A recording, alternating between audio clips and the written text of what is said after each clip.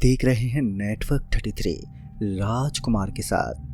दोस्तों, कहानी में आगे बढ़ने से पहले अगर आप चैनल पर नए हैं तो चैनल को सब्सक्राइब ज़रूर कर लें और साथ ही वीडियो को लाइक करके नीचे कमेंट बॉक्स में अपनी राय ज़रूर दें। तो चलिए बढ़ते हैं आज की एक और लेटेस्ट हॉरर स्टोरी की ओर, जो कि हमारे एक सब्सक्राइबर पूरन लाल जी ने भेजी है। दोस्तों, मैं आपको पूरन लाल जी की उस भयानक रात की कहानी सुनाता हूँ जो 17 मार्च 2003 को बिलासपुर के बस स्टैंड पर घटी थी। ये घटना इतनी दर्दनाक थी कि आज भी उन्हें रातों को डरा देती है जब वे अकेले अपने घर में सोते हैं। तो चलिए मैं इस कहानी को पूरन लाल जी के नज़रिए से सुनाता हूँ। दोस्तों, मैं पूरन लाल एक आम आदमी जो उस दिन 17 मार्च 2003 को बिलासपुर बस स्टैंड पर खड़ा था। उस वक्त शाम ढल रही थी और मेरे मन में बस एक ही विचार था कि मुझे अपने घर पहुंचना है। उस समय मैं दिन भर के काम से थका हुआ महसूस कर रहा था और अब बस आराम करना चाहता था। बस स्टैंड पर हमेशा की तरह भीड़ थी। लोग अपनी अपनी मंजिलों की ओर जाने वाली बसों का इंतज़ार कर रहे थे। कुछ लोग अपने परिवार के साथ थे तो कुछ अकेले और कुछ दोस्तों के साथ हंसी मजाक कर रहे थे। उस वक्त मैंने अपनी घड़ी देखी तो शाम के 7 बज रहे थे। मेरी बस आने में अभी भी थोड़ा समय बाकी था, तो मैंने एक चाय वाले से गर्मा गर्म चाय ली और एक कोने में खड़ा होकर चाय पीने लगा। पर जैसे ही मैंने चाय की चुस्की मारी तो चाय की गर्माहट ने मुझे थोड़ा सुकून दिया, लेकिन उस वक्त मेरे भीतर एक अजीब सी बेचैनी थी। पर मुझे नहीं मालूम था कि ये आने वाली भयानक घटना का संकेत है। तभी मैंने अपने आसपास देखा तो बस स्टैंड पर जल रही बल्ब की रोशनी थोड़ी धीमी थी और वहाँ की हवा में एक अजीब सी खामोशी पसरी हुई थी, जो आम तौर पर इतनी भीड़ वाली जगह पर बिल्कुल भी नहीं होती है। फिर थोड़ी देर के बाद मेरी बस भी आ गई, जो एक पुरानी नीले रंग की बस थी जिसके शीशे धूल से सने हुए थे। उस बस के अंदर से एक अजीब सी बदबू भी आ रही थी, जैसे किसी पुरानी चीज को बहुत ही समय के बाद रखा गया हो। तभी मैंने सोचा, चलो कोई बात नहीं, बस किसी तरह से मैं अपने घर पहुंच जाऊं। ये सोचते हुए मैं बस में चढ़ा और एक खाली सीट पर जाकर बैठ गया। उस बस के अंदर बहुत ही कम लोग थे, शायद 10 से 12 यात्री होंगे, जो सभी के सभी अपनी अपनी सीट पर चुपचाप बैठे हुए थे। यानी कि उनमें से कोई भी किसी से बात ही नहीं कर रहा था, जिस वजह से एक अजीब सी शांति छाई हुई थी जो मुझे और भी विचलित कर रही थी। फिर मैंने खिड़की से बाहर झांक कर देखा तो बाहर अंधेरा गहराने लगा था और बस स्टैंड पर भी हलचल कम होती जा रही थी। बस का ड्राइवर एक बूढ़ा आदमी था जिसकी दाढ़ी सफ़ेद थी और उसकी आंखों में एक अजीब सी चमक थी। वो चुपचाप से अपनी सीट पर बैठा हुआ था, जो बस के स्टार्ट होने का इंतज़ार कर रहा था। बस का कंडक्टर भी एक बूढ़ा आदमी था जो चुपचाप से सभी सवारियों को टिकट काट कर दे रहा था। तभी बस ने भी अपनी यात्रा शुरू की और धीरे धीरे बस शहर की सड़कों से निकलकर एक सुनसान हाईवे पर आ गई। हाईवे पर हल्की फुल्की रोशनी थी, सिर्फ बस की हेडलाइट ही हमें रास्ता दिखा रही थी। फिर मैंने अपनी सीट पर आराम से बैठने की कोशिश की, लेकिन पता नहीं क्यों मुझे नींद ही नहीं आ रही थी। उस वक्त मेरे मन में भी एक अजीब सी घबराहट थी, जैसे कि कुछ बुरा होने वाला हो। पर पता नहीं कैसे अचानक ही बस में एक अजीब सी ठंडक फैल गई, जिस वजह से मैंने अपनी जैकेट कसकर पकड़ ली, लेकिन मेरी ठंड फिर भी कम नहीं हुई। तभी मैंने अपने आसपास देखा तो सभी यात्री बस में चुपचाप बैठे हुए थे, जैसे उन्हें कोई ठंड महसूस ही नहीं हो रही हो। तभी मैंने सोचा कि शायद बस की एसी बहुत तेज है, और जब मैंने बस में छत की ओर देखा तो मुझे बस में एसी नज़र ही नहीं आई, क्योंकि बस की छत पर जंग लगी हुई थी, जिससे ये साफ जाहिर था कि यह एक पुरानी बस है। अभी मैं उस बस की छत को निहार ही रहा था कि मैंने बस के भीतर एक अजीब सी परछाई देखी, जो कि बस के पिछले हिस्से में खड़ी थी। और फिर जब मैंने उसे ध्यान से देखा तो वो एक महिला की परछाई थी। मैंने सोचा शायद ये कोई और यात्री है जो अभी अभी चढ़ी है, लेकिन सबसे हैरान की बात तो ये थी कि मैंने उसे बस में चढ़ते हुए नहीं देखा था, जिस वजह से मैंने उसी वक्त अपनी आंखें मली और फिर से उस ओर देखा जिधर वो परछाई खड़ी थी। तो वो परछाई अभी भी वहीं थी और अब वो धीरे धीरे मेरी ओर बढ़ रही थी। अब ये देखते ही मेरी दिल की धड़कनें काफ़ी तेज होने लगी। मैंने किसी तरह अपने आप को शांत किया और सोचा कि ये कोई सपना है, लेकिन जब वो परछाई मेरे करीब आ गई तब जाकर मुझे मालूम हुआ कि ये एक हकीकत है। वो महिला एक सफ़ेद साड़ी पहने हुई थी और उसके बाल खुले हुए थे और तो और उसकी आंखें लाल थी, पर उसके चेहरे पर कोई भाव नहीं था। बस एक अजीब सी खामोशी ही उसके चेहरे पर छाई हुई थी, जिस वजह से मैं डर के मारे अपनी सीट से उठने की कोशिश करने लगा, लेकिन पता नहीं क्यों मैं अपनी सीट से हिल ही नहीं पा रहा था। ऐसा लग रहा था जैसे मेरे शरीर में जान ही ना बची हो। तभी वो महिला मेरे सामने आकर खड़ी हो गई और जब मैंने उसकी आंखों में देखा तो अब उसकी आंखें इतनी डरावनी थी कि मैंने अपनी आंखें एकदम से बंद कर ली। तभी मुझे अपने कानों में एक ठंडी सी फुसफुसाहट सुनाई दी कि तुम यहीं मरोगे, जिस वजह से मेरे शरीर में एक सिरहंसी दौड़ गई। और फिर जब मैंने अपनी आंखें खोली तो अब वो परछाई वहां से गायब हो चुकी थी। मैंने आसपास भी देखा तो अब बस के अंदर सब कुछ सामान्य था और सभी यात्री अभी भी चुपचाप से बैठे हुए थे, जैसे कि यहाँ पर कुछ हुआ ही ना हो। तभी मैंने सोचा क्या ये सब मेरा वहम था या फिर कोई मैं सपना देख रहा था।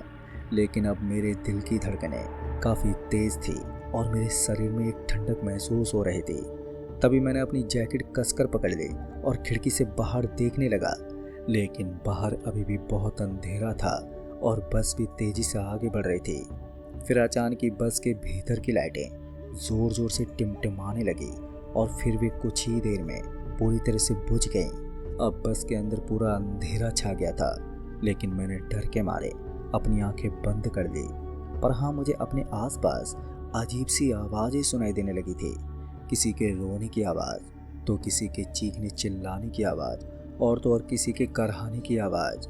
उन आवाज़ों से मुझे ऐसा लग रहा था कि मैं किसी भयानक सपने में फंस गया हूँ। फिर तभी अचानक ही मुझे अपने कंधे पर किसी के हाथ का स्पर्श महसूस हुआ, तो मैंने डर के मारे अपनी आंखें खोली और जब मैंने उन हाथों की ओर देखा तो अब वही परछाई मेरे बगल में बैठी हुई ये वही महिला थी जो अभी कुछ देर पहले मैंने बस में देखी थी। और उसकी आंखें अभी भी लाल थी और उसके चेहरे पर एक अजीब सी मुस्कान थी, जिसे देखकर मेरे भीतर एक बार फिर से दहशत भर गई, जिस वजह से मेरे मुंह से कोई आवाज़ ही नहीं निकली और सिर्फ मैं उसे देखता ही रहा। फिर उस महिला ने अपना हाथ मेरे गाल पर रखा तो मुझे लगा कि मेरा गाल बर्फ़ की तरह ठंडा हो गया है। उसने अपने मुंह से कोई आवाज़ नहीं निकाली, बस वो मुझे घूरे जा रही थी। मुझे लगा कि मैं अब मरने वाला हूँ और मेरे पूरे शरीर में डर और दहशत भरी हुई थी। मैंने अपनी आंखें बंद कर ली थी और मैंने भगवान से प्रार्थना की। फिर अचानक ही बस के अंदर की लाइटें फिर से जल उठी तो मैंने अपनी आंखें खोली, पर अब वो परछाई वहाँ से गायब हो चुकी थी।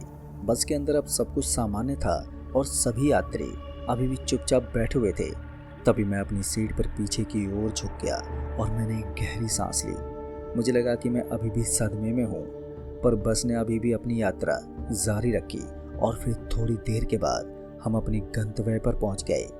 तभी बस रुकी और यात्री धीरे धीरे बस से उतरने लगे और मैं भी बस से धीरे धीरे नीचे उतरा।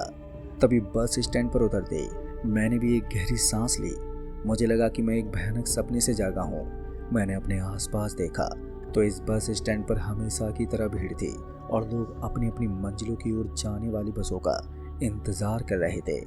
अब मैं अपने घर की ओर चल पड़ा, लेकिन मेरे मन में उस रात की घटना अभी भी ताज़ा थी। मुझे लगा कि मैंने कुछ ऐसा देखा है जिसे मैं कभी नहीं भूल पाऊंगा। फिर जब मैं घर पहुंचा तो मेरी पत्नी ने मुझे देखा और पूछा कि क्या हुआ और तुम इतने परेशान क्यों हो। फिर मैंने उसे सब कुछ बताया जो कि मेरे साथ में हुआ था। उसने मेरी बात सुनी और मुझे गले लगाया और बोला कि तुम शांत हो जाओ, ये सब तुम्हारे मन का वहम था। लेकिन दोस्तों, मैं जानता था कि ये मेरा वहम नहीं था, ये एक भयानक घटना थी जो कि मेरे साथ में घटी थी। उस रात के बाद से मैं कभी भी रात में बस में यात्रा नहीं करता और जब भी मैं रात में बस स्टैंड पर खड़ा होता हूँ तो मुझे उस परछाई की याद आ जाती है और मेरे पूरे शरीर में एक सिरहंसी दौड़ जाती है। पर आज भी जब मैं रात में अकेले अपने घर में सोता हूँ तो मुझे उस रात की भयानक घटना याद आ जाती है और मुझे डर लगता है। मुझे लगता है कि वो परछाई यानी कि वो महिला अभी भी मेरे आसपास है और वो मुझे कभी नहीं छोड़ेगी। तो दोस्तों इस कहानी में बस इतना ही। तो चलिए वीडियो में बढ़ते हैं एक और दूसरी भूतिया घटना की ओर, जो कि हमारे एक सब्सक्राइबर रमेश जी की है। दोस्तों रात के सन्नाटे में जब सड़कों पर गाड़ियों की आवाज़ें थम जाती हैं और चांद की रोशनी धुंधली हो जाती है, तब हाईवे पर एक अजीब सी शांति छा जाती है। लेकिन ये शांति अक्सर धोखेबाज होती है। रात की खामोशी, दूर कुत्तों के भौंकने की आवाज़, यानी कि मैं रमेश एक ट्रक ड्राइवर हूँ। सालों से इस हाईवे पर गाड़ी चला रहा हूँ। दिन रात मौसम कैसा भी हो, मैंने बहुत कुछ देखा है इस सड़क पर। हादसे, चमत्कार और कुछ ऐसा भी जिसका कोई नाम ही नहीं है। आज जो कहानी मैं आपको सुनाने जा रहा हूँ वो एक ऐसे ढाबे की है जो दिल्ली जयपुर हाईवे पर पड़ता है, और उस ढाबे का नाम है शर्मा जी का ढाबा। दिन में तो वहाँ पर चहल पहल रहती थी, ट्रक वाले, यात्री सब खाने पीने के लिए रुकते थे। लेकिन रात गहराते, खासकर आधी रात के बाद, उस ढाबे की रौनक बदल जाती थी। पर पहली बार जब मैं वहाँ आधी रात को रुका था तो मैंने देखा कि ढाबे पर सिर्फ 2-3 ट्रक खड़े थे। उनके इंजन बंद थे लेकिन उनकी लाइटें जल रही थी। ढाबे के अंदर सिर्फ शर्मा जी बैठे थे और कुछ ड्राइवर जो अजीब सी खामोशी से अपना खाना खा रहे थे। उनके चेहरे पर एक अजीब सी उदासी थी, आंखें खाली खाली थी। तो मैंने सोचा शायद थकान होगी उनको। मैंने अपनी दाल रोटी ऑर्डर की और एक कोने में बैठ गया। तभी खाते खाते मैंने देखा कि उन ड्राइवर्स में से कोई आपस में बात नहीं कर रहा था, ना कोई फ़ोन पर था, ना कोई रेडियो सुन रहा था। बस वो सभी खाना खा रहे थे। तभी मैंने शर्मा जी से पूछा, अच्छा शर्मा जी इतनी रात को इतनी शांति क्यों है? इस पर शर्मा जी ने एक लंबी सांस ली और बोले, ये सब अपनी दुनिया में खोए हुए हैं बेटा। इनको ना भूख लगती है ना प्यास, बस जिम्मेदारी निभा रहे हैं ये। उनकी बात सुनकर मुझे कुछ अटपटा सा लगा, लेकिन मैंने उन पर ज़्यादा ध्यान नहीं दिया। फिर अगली बार जब मैं उसी ढाबे पर आधी रात को रुका तो वहाँ एक भी ट्रक नहीं था, सिर्फ वहाँ पर मेरा ट्रक था। मैं थोड़ा हैरान हुआ। वो ढाबा खुला हुआ था और शर्मा जी बैठे हुए थे, लेकिन वहाँ पर कोई ग्राहक नहीं था। तभी मैंने पूछा, शर्मा जी आज कोई आया नहीं क्या? तभी उन्होंने बोला, आते तो हैं बेटा, बस कभी कभी देर हो जाती है उन्हें। तभी दूर से मुझे हेडलाइट की रोशनी एक जोड़ी आती हुई दिखी। एक पुराना धूल मिट्टी से सना ट्रक धीरे धीरे ढाबे के पास आकर रुका। उसका इंजन बहुत ही अजीब आवाज कर रहा था, जैसे कोई बूढ़ा आदमी खांस रहा हो। उस ट्रक से एक ड्राइवर उतरा। उसके कपड़े पुराने और फटे हुए थे और उसके चेहरे पर एक गहरी अनजानी थकान थी। उसकी आंखें नीचे झुकी हुई थी। वो अंदर आया और सीधा एक मेज पर जाकर बैठ गया। तभी शर्मा जी बिना कुछ पूछे उसके सामने एक थाली लेकर आ गए। उसने चुपचाप खाना शुरू कर दिया और मैंने हिम्मत करके उससे पूछा, भाई साहब कहाँ से आ रहे हो आप? पर उसने हेलो। तभी उसने नज़र उठाकर देखा तो उसकी आंखों में कोई चमक नहीं थी। वो बिल्कुल खाली थी। उसने बस एक गहरी सांस ली और वो फिर से खाना खाने लगा। दोस्तों मुझे उस रात नींद नहीं आई, और वो ड्राइवर, उसकी खाली आंखें, शर्मा जी का अजीब व्यवहार, सब कुछ मेरे दिमाग में उस वक्त घूम रहा था। फिर अगले दिन मैंने एक और पुराने ड्राइवर दोस्त सुरेश को ये सब बताया। सुरेश ने मेरी बात सुनकर एक अजीब सी हंसी हंसी। तभी उसने बोला, अरे यार रमेश तू नया नहीं है इस लाइन में, तूने कभी नहीं सुना उस ढाबे के बारे में? सुरेश ने बताया कि शर्मा जी का ढाबा, वो ढाबा एक ऐसे चौराहे पर बना है जहाँ पर कई साल पहले एक भयानक हादसा हुआ था। कुछ ट्रक ड्राइवर्स की मौत हो गई थी वहाँ पर, और उनकी आत्माएं उसी ढाबे पर भटकती हैं। वो अभी भी अपनी मंजिल तक पहुँच नहीं पाती, और हर रात जब कोई अकेला ट्रक ड्राइवर वहाँ पर रुकता है तो वो उसे अपने साथ खींच लेती है। लेकिन दोस्तों मुझे सुरेश की बात पर अभी भी यकीन नहीं हुआ था, क्योंकि ये सब कहानियाँ लगती थी मुझे, लेकिन मेरी उत्सुकता बढ़ गई थी। मैंने तय किया कि मैं उस ढाबे पर फिर से जाऊंगा और इस बार पूरी रात वहीं पर रुकूंगा। फिर एक हफ्ते के बाद मैं फिर से शर्मा जी के ढाबे पर गया। आधी रात हो चुकी थी और मैं अपनी गाड़ी पार्क करके ढाबे के अंदर बैठा हुआ था। पर इस बार ढाबे पर कुछ और भूतिया ट्रक खड़े थे। उनके इंजन बंद थे, लेकिन उनसे एक अजीब सी ठंडी हवा निकल रही थी। उसके अंदर 5-6 ड्राइवर बैठे थे, वही खाली आंखों वाले। तभी मैंने एक चाय ऑर्डर की और मैं चुपचाप बैठ गया। मैंने देखा कि उनमें से एक ड्राइवर ने अपना खाना खत्म किया है।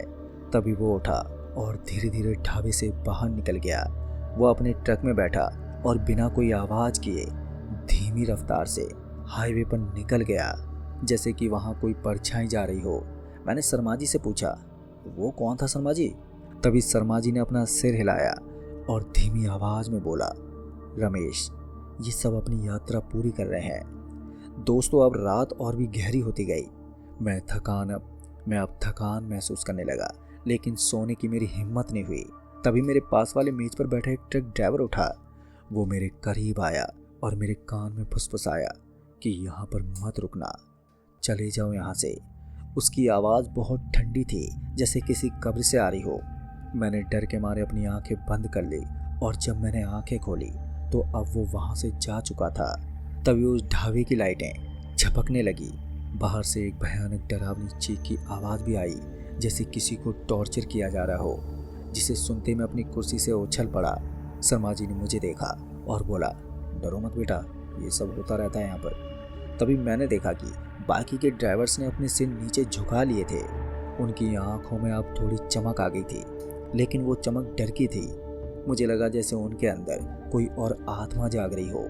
पर मैं उस ढाबे से भागना चाहता था, लेकिन अब मेरे पैर पता नहीं कैसे वहाँ पर जम गए थे। लेकिन कुछ ही देर के बाद वहाँ पर एक और ट्रक ढाबे के पास आकर रुका, पर इस बार वो ट्रक बिल्कुल नया लग रहा था। उसमें से एक जवान ट्रक ड्राइवर उतरा, खुश मिजाज और बेफिक्र जैसा था वो। तभी वो अंदर आया, मुस्कुराता हुआ। उसने शर्मा जी से पूछा, अंकल खाना मिलेगा क्या? तभी शर्मा जी ने हाँ में सिर हिलाया, लेकिन उनकी नज़र मेरे ऊपर थी। मैंने उस जवान ड्राइवर को देखा और मुझे उस रात की याद आई जब मैं पहली बार यहाँ पर रुका था। उसकी आंखों में चमक थी, जैसे मेरी आंखों में हुआ करती थी। मुझे लगा कि मैं उसे बचा सकता हूँ। तभी मैंने उसे इशारे से बाहर आने को बोला, लेकिन उसने मुझे इग्नोर कर दिया। जब वो जवान ड्राइवर खाना खा रहा था तो मैंने देखा कि बाकी के ड्राइवर्स ने अपनी नज़रें उस पर जमा रखी थी। उनकी खाली आंखों में अब एक अजीब सी भूख थी। मुझे लगा जैसे वो उसे नोचने को तैयार हो।